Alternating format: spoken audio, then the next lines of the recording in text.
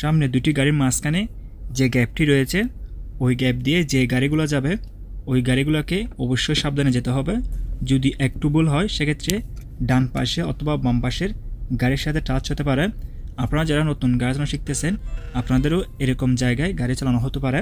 সেক্ষেত্রে এই ধরনের জায়গাতে যখন গাড়ি চালাবেন যদি আপনি কনফিউজ থাকেন যে আপনার গাড়িটি ওই গ্যাপ দিয়ে যাবে না, আবার যদি মনে হয় ওই গ্যাপ দিয়ে আপনার গাড়ি যাবে, এরকম যদি দ্বন্দ্বের মধ্যে পড়ে যান তাহলে যদি সুযোগ থাকে আপনার গাড়িটি প্রথমে ওই ধরনের জায়গার আগে ব্রেক করে দাঁড় করাবেন।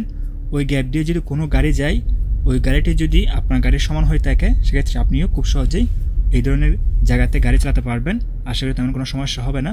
তবে এখানে একটা জিনিস লক্ষ্য রাখবেন, বিশেষ করে আপনারা যারা নতুন গাড়ি শিখতেছেন আপনারা যখন এই ধরনের জায়গা ক্রস করবেন হয়তো আপনাদের মনে এরকম আসতে পারে যে আপনি কীভাবে গাড়ি চালাচ্ছেন সেটা পাশের ড্রাইভার দেখতেছে বা অন্য মানুষ দেখতেছে। এটা যদি আপনি চিন্তা করেন, কল্পনা করেন, সেক্ষেত্রে আপনি নার্ভাস হয়ে যাবেন।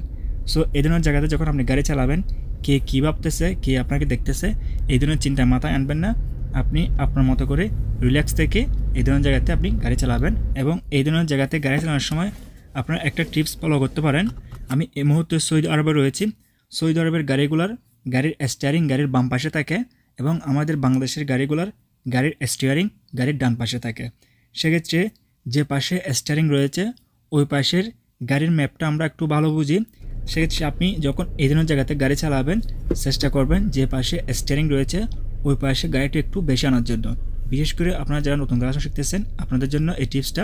সেক্ষেত্রে আমি যখন যে পাশে স্টিয়ারিং রয়েছে ওই পাশে একটু বেশি আনবেন তখন দেখবেন আপনি যে পাশে স্টিয়ারিং নেই ওই পাশে আপনি একটু বেশি গ্যাপ রাখছেন, তখন কিন্তু কি পাশের গাড়ির সাথে আপনার গাড়ির টাচ হবে না।